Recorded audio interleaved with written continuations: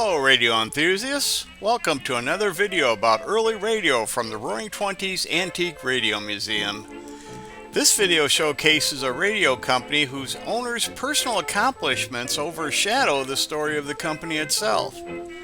The Adams Morgan Company was founded in 1909 by Alfred Powell Morgan with the help of a silent partner and financial backer named Adams. Little is known of Adams, and apparently had little to do with running the company, other than keeping an eye on his financial interest, of course. Radio pioneer Paul Foreman Godley joined the company as a full partner in 1915. Alfred Morgan was born on April 15, 1889 in Brooklyn, New York. 8 years later, his family would move to Upper Montclair, New Jersey. After learning about Marconi's wireless transmission across the Atlantic in 1901, a young Alfred Morgan was enthralled by electricity and radio.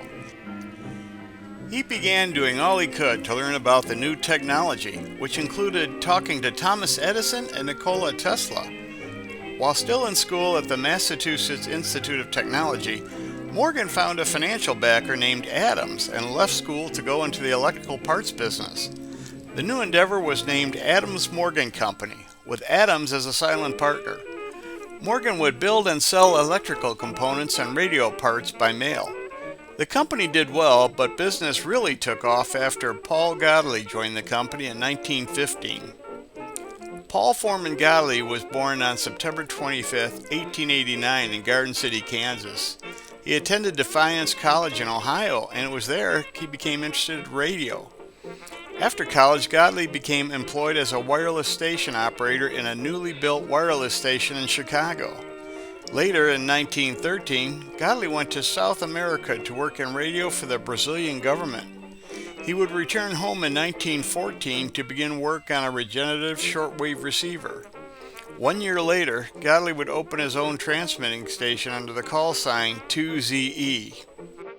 Edwin Armstrong, who famously invented the regenerative circuit for broadcast radio, could not make his invention work for shortwave. Paul Godley was able to design a regenerative circuit for shortwave and built the first receiver to incorporate his design, the Paragon receiver. Less than a year after becoming a partner in Adams Morgan, Godley designed and built the Paragon RA6. It went on sale in October of 2016, selling for $35. In April of 2017, World War I began. During the war, Adams Morgan focused on its government contracts for electrical and radio parts. One example being the silicon antimony detector type CR1235. For the duration of the war, Godley would work for American Marconi Company of America as the leading design engineer for radio receivers. After the war, Godley returned to Adams Morgan, and in October of 1920, the company came out with a Paragon RA10. In 1921, Paul Godley was selected by the American Radio Relay League to go to Scotland for a transatlantic testing of shortwave transmitting. Godley and Morgan's relationship was always rocky, and it didn't help when Morgan bought out Adams to gain control of the company while Godley was gone. The deal between Morgan and Adams broke an agreement that no partner would sell their share of the company without notifying the other partners. Godley would end up taking Morgan to court. In March of 1922, Adams Morgan came out with a DA2 detector amplifier. The DA2 sold extremely well, but only for 2 months. The radio market collapsed in May of 1922 as sales of radio products nosedived nationwide. Around midsummer of 1923, Godley brought his case against Morgan to court. Morgan agreed to settle the case with Godley, but the damage was done and the relationship would never be fully repaired.